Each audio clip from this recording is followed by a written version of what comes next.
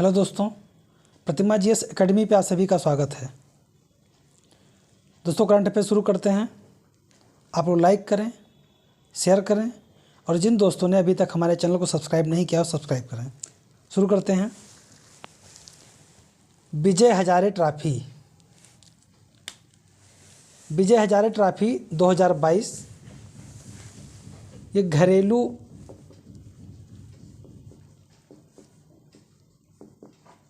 Cricket trophy है और Vijay Hazare trophy का फाइनल मुकाबला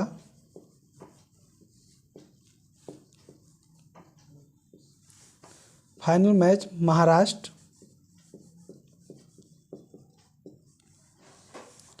और सौराष्ट्र के मध्य खेला गया।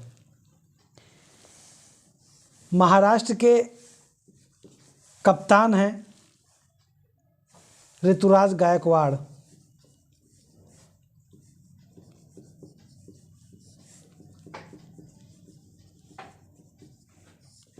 ये वही ऋतुराज गायकवाड़ हैं जिन्होंने एक ओवर में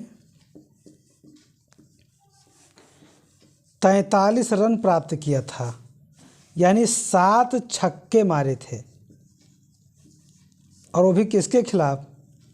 उत्तर प्रदेश के खिलाफ। उत्तर प्रदेश टीम के खिलाफ जो है, इन्होंने एक ओवर में 7 छक्के मारे थे। अब सोचिए कि 7 छक्के में फिर 42 होना चाहिए, 43 कैसे हुआ?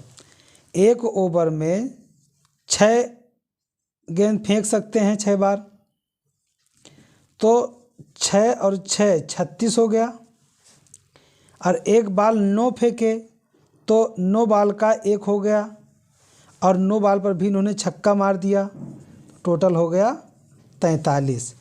तो इन्होंने 43 रन प्राप्त किया था और एक ओवर में 7 छक्के मारे थे, तो उत्तर प्रदेश से ये मैच जीत गए थे। लेकिन फाइनल मुकाबला इनका जयदेव उनादकट की टीम सौराष्ट्र से इनका सामना हुआ। जयदेव उनादकट सौराष्ट्र के कप्तान हैं। इनकी कप्तानी में सौराष्ट्र ने विजय हजारे ट्रॉफी को जीत लिया। महाराष्ट्र को 5 विकेट से इन्होंने हरा दिया।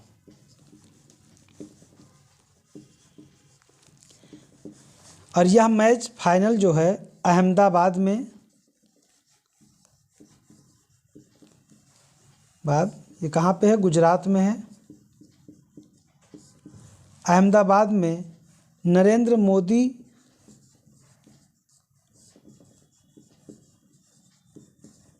स्टेडियम में खेला गया। नरेंद्र मोदी स्टेडियम में फाइनल मैच खेला गया और जिसमें सौराष्ट्र विजयी रहे, जयदेव उनादकट की टीम विजयी रहा। तो विजय हजारे ट्रॉफी 2022 ये घरेलू ट्रॉफी है। अहमदाबाद के नरेंद्र मोदी स्टेडियम में यह फाइनल मैच खेला गया और महाराष्ट्र एवं सौराष्ट्र के बीच यह मैच खेला गया। महाराष्ट्र एवं सौराष्ट्र के बीच जयदेव उनादकट की टीम सौराष्ट्र ने ऋतुराज गायकवाड़ की टीम महाराष्ट्र को 5 विकेट से पराजित करके विजय हजारे ट्रॉफी जीत लिया। यानी विजय हजारे ट्रॉफी किसने जीता? सौराष्ट्र ने। यहाँ से 4 प्रश्न हैं और चारों प्रश्न इसी में से पूछे जा सकते हैं, इसीलिए मैंने उतना ही यहाँ पे आपको दिया है जितना आपके एग्ज़ाम के लिए आवश्यक है। पहला कि विजय हजारे ट्रॉफी 2022 का फाइनल मुकाबला कहाँ हुआ? तो अहमदाबाद में खेला गया। अहमदाबाद में किस स्टेडियम में?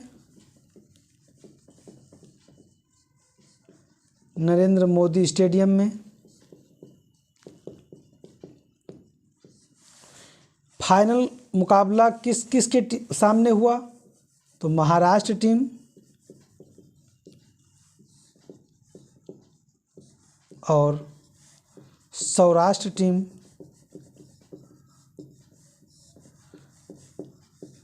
इनके मध्य खेला गया। दोनों के कप्तान कौन थे? तो महाराष्ट्र के कप्तान थे ऋतुराज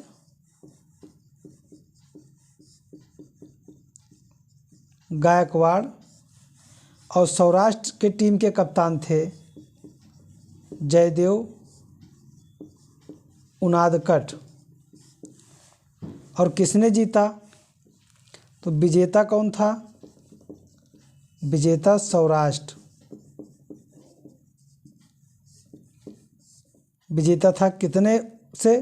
5 विकेट से। यानी उपविजेता महाराष्ट्र अपने आप हो गया उपविजेता।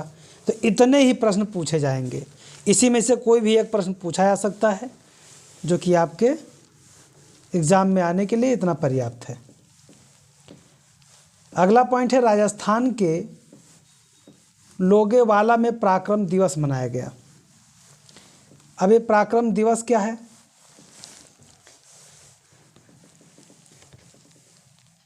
भारत और पाकिस्तान के मध्य 1971 में युद्ध लड़ा गया था।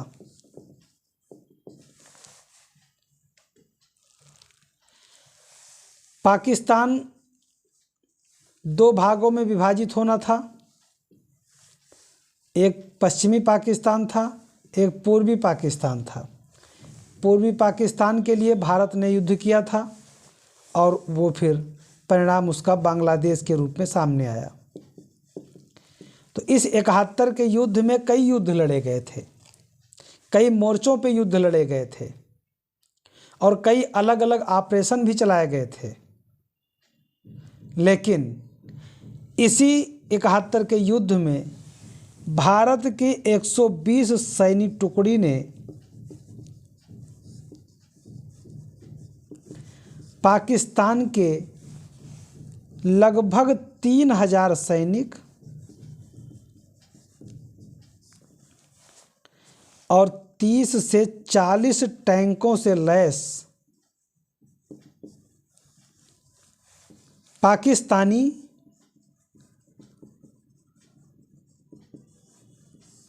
फौज कह सकते हो इसे, 120 सामान्य सैनिक और इनके पास 1-2 केवल जहाजी बेड़ा था और इतने से इनके पास 30 से 40 टैंक और 3000 सैनिक हथियार लैस इन भारतीय जवानों ने, भारतीय वीरों ने इनका सामना किया। राजस्थान में किया था। राजस्थान के लोंगेवाला में, राजस्थान के जैसलमेर जिला में पड़ता है। और जैसलमेर जिला में लोंगेवाला में पाकिस्तानी सैनिकों ने उत्पात मचाया था। कई अपने अपने हथकंडे इन्होंने अपनाए, लेकिन ये मात्र 120 सैनिक, ना तो इन्होंने कोई दूसरा सपोर्ट भारत के रक्षा मंत्रालय से या अपने सेना को मांग की और ना ही कोई अन्य संसाधन का उपयोग किया। बस इनके पास केवल एक विमान था और कुछ मात्र इनके एकदम सीमित संसाधन, टैंक वैंक इनके पास था नहीं। लेकिन इन 120 सैनिकों ने इन 3000 सैनिकों और 30 से 40 टैंकों में लगभग 200 पाकिस्तानी सैनिकों को मार गिराया।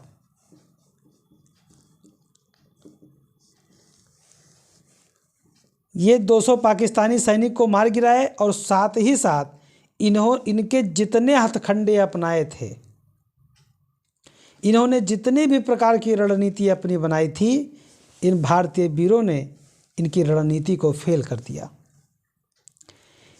कहा जाता है कि लगभग 4 से 5 टैंक भी इनके ध्वस्त कर दिए थे भारतीयों ने। और यहाँ तक कि इनकी स्थिति इतना दयनीय हो गई थी कि ये बचे हुए जो 2800 सैनिक थे, ये सब मार दिए जाते। 120 ऐसे हावी हो गए थे कि इनको घेर लिए थे, सबको मार देते। लेकिन तभी इनके जो लीडर थे वो बुद्धिमान निकले और उन्होंने इन 120 जवानों के सामने आत्मसमर्पण कर दिया, हथियार डाल दिया, टैंक खड़ा कर दिया। इन्होंने भारतीय 120 सैनिकों के आगे घुटने टेक दिए। जब ये सूचना भारत सरकार को मिली और उस समय प्रधानमंत्री थी श्रीमती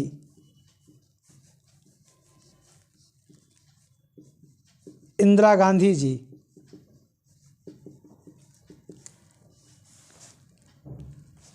इंदिरा गांधी जी ने इन लोगों को सम्मानित किया। इस 120 में से शायद 2-4 लोग शहीद हो गए थे और इन्हीं के याद में युद्ध स्मारक बनवाया गया था लोंगेवाला में। और आज जब पराक्रम दिवस वहाँ मनाया जाता है तो इन्हीं 120 वीर जवानों को सम्मानित करने के साथ साथ इसमें से जो शहीद हो गए थे उनको श्रद्धांजलि देने के लिए, इनकी बहादुरी को याद करने के लिए। और अब इनको भाई वो भी अपने देश के सैनिक हैं, इनका अपमान करना तो उचित नहीं है, लेकिन वैसे ये वीर तो नहीं कहलाएंगे। 120 पर 3000 प्लस 30-40 टैंक, ये छोटी बात तो नहीं थी। इन सैनिकों ने इन्हें धूल चटा दिया और सैनिकों को आत्मसमर्पण करने के लिए बाध्य कर दिया। तो राजस्थान के लोंगेवाला में पराक्रम दिवस मनाया गया। भारत की जीत की 51वीं वर्षगांठ थी ये। 3 दिसंबर को युद्ध शुरू हुआ था और ये 51वीं वर्षगांठ के रूप में मनाया गया। 51 साल हो गए। इन पाकिस्तानियों को समझ नहीं आता है कि भारत के 120 सैनिक इतने बड़े बटालियन को धूल चटा सकते हैं और हमसे युद्ध करने की बार बार बात करते हैं। देख लेंदे तरते हैं। राजस्थान के जैसलमेर सैन्य स्टेशन और लोंगेवाला युद्ध स्मारक में पराक्रम दिवस मनाया गया। पाकिस्तान का एक लड़का है, वहाँ का मंत्री है बिलावल भुट्टो नाम, वो तुतलाता है कहता है हम देख लेंगे भारत को। जब कभी ऐसी स्थिति हो तो उसे केवल भारत के इस लोंगेवाला युद्ध की याद करा देना चाहिए और कहना चाहिए कि 120 सैनिक ही पर्याप्त हैं आपकी सेना के लिए, क्योंकि 71 में तो कम से कम उस सेना थी। आज तो वहाँ की सेना हमारे भारतीयों के 10-15 सैनिक पर्याप्त हैं, हमें लगता है। अभिनंदन जैसे 4 ही 5 पर्याप्त हैं। बस उनके पास में एक लड़ाकू विमान हो, 4-6 उनके पास बम हो। फिलहाल एज ए टीचर हम तो कुछ नहीं कहेंगे, लेकिन एक देश के नागरिक होने के नाते इतना तो हक हमारा भी है। 120 भारतीय सैनिक, 120 भारतीय सैनिक कहते हुए कितना प्राउड फील कर रहा हूँ मैं कि 120 भारतीय सैनिकों ने पाकिस्तान के लगभग 3000 सैनिक और 30 से 40 टैंकों के साथ ये सुसज्जित थे, लेकिन सैनिकों ने इन्हें पराजित कर दिया और आत्मसमर्पण करने के लिए बाध्य किया। इसे थर्मोपाइले की लड़ाई के रूप में जाना जाता है। एक छोटी टुकड़ी का बहुत बड़ी सैन्य टुकड़ी पर विजय थर्मोपाइल की लड़ाई के रूप में जाना जाता है। ये हम तो कहते हैं हर भारतीयों को याद करना चाहिए। जो लोग सेना के ऊपर उंगली उठाते हैं उन्हें देखना चाहिए कि हमारी सेना कितनी बहादुर है। अभी हाल ही में तवांग में जो हुआ, तवांग में भी यही हाल था। 300 चीनी सैनिक आ गए थे और पेट्रोलिंग पे मात्र 7 भारतीय सैनिक पहले गए थे, बाद में 10-20 और पहुंच गए, शायद 25 के आसपास हो गए थे। इन 300 को पहले घेर लिए, लेकिन लाठी से इनको पीटे, क्योंकि तवांग में हथियार नहीं ले जा सकते, बस लाठी ले जा सकते हो, क्योंकि ये दोनों के संधि के रूप में है कि न तो चाइनीज़ सेना वहाँ पे हथियार लाएगी न भारतीय सेना। तो इनको घेर करके लाठी से पीट पाट फेंक दिए, ये लोग हमारे भारतीय सेना से युद्ध करेंगे। तो भारतीय सैनिक बहुत बहादुर हैं, बहुत वीर हैं।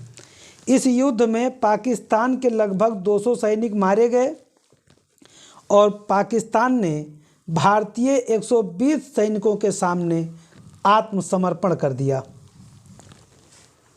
तो यहाँ पे 91वीं वर्षगांठ मनाया गया है लोंगेवाला में पराक्रम के रूप में, और विजय हजारे ट्रॉफी को सौराष्ट्र टीम ने जीता है।